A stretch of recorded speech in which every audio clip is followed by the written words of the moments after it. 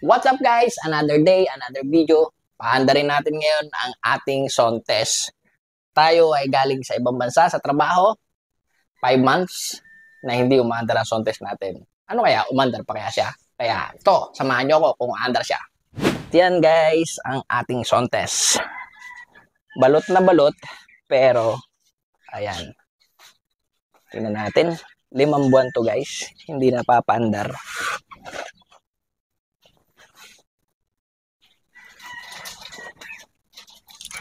5 buwan na walang andar si sound test natin.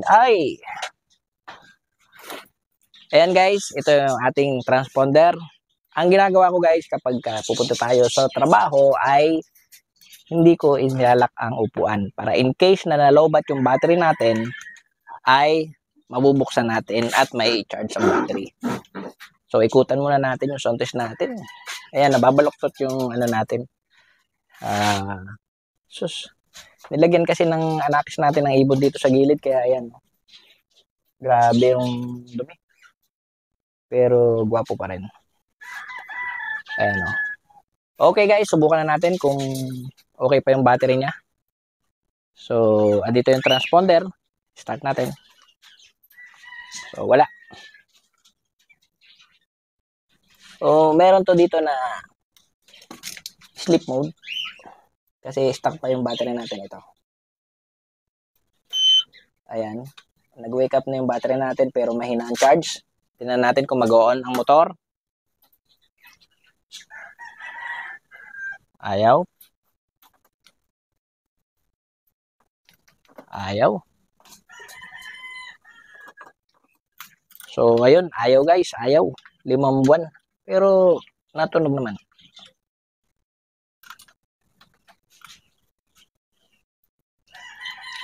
O, yun. Yun guys, nag-on pa. Nag-on pa ang motor natin. 5 buwang naka-stack. Ito, hindi na gumagana. Ang voltmeter, hindi na gumagana. So, nag-on pa yan, oh. 5 buwan na hindi pinapandar. Pakinggan natin yung, yung fuel pump. Yo! Umuugong pa yung fuel pump. So, itry natin i-start. Ipatong lang natin tong camera. So, subukan natin kung i-start siya. Sana may start. Let's start. Wala guys. Lumalagitik lang.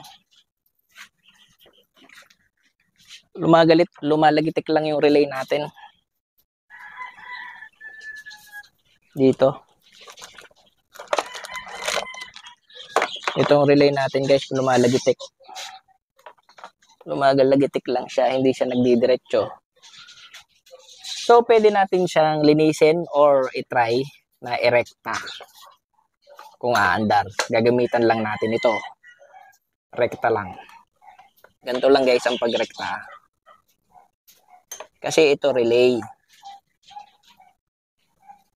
Baka madumi na ito. Ayan. Pag pinindot nyo yung start, mag-aano siya, magkokontakto papunta sa starter. So, huwag kayong matakot kikislap to. O, yan o.